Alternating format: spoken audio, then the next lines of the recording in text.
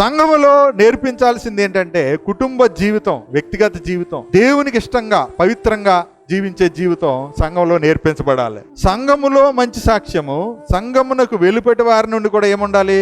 మంచి సాక్ష్యం ఉండాలి. ఈరోజు క్రైస్తవులంటే మార్గదర్శులు, క్రైస్తవులంటే లోకానికి మంచిని నేర్పించేవాళ్ళు, క్రైస్తవులంటే దైవత్వాన్ని నిరూపించేవారు, క్రైస్తవులంటే దేవుని ప్రేమను జీవితంలో చూపించేవారు, క్రైస్తవులంటే భక్తిని వారి జీవితంలో చూపించేవారు, ఇతరులకి మాదిరిగా ఉండేవాడు. కానీ ఈరోజు అలాంటి పరిస్థితులు ఏమీ ప్రస్తుత సమాజంలో కనబడతలేదు. నేను గతంలో కూడా క్రైస్తవుడు అంటే క్రీస్తుతో సమానము, క్రీస్తు సంపూర్ణతకు సమానమైన సంపూర్ణత అంటాడు. కానీ ఎవరికి అర్థం కాదు. అందుకనే అసలు ఏ సమయంలో ఏం చేయాలి, ఏం చేయకూడదు, ఏం చేస్తే మేలు, ఏం చేయకుండా మేలు, ఎప్పుడు ఏం చేస్తున్నారు, అసలు అంతా ప్రకృతి విరుద్ధంగా. నిద్రపోవడానికి సమయం ఉందా లేదా?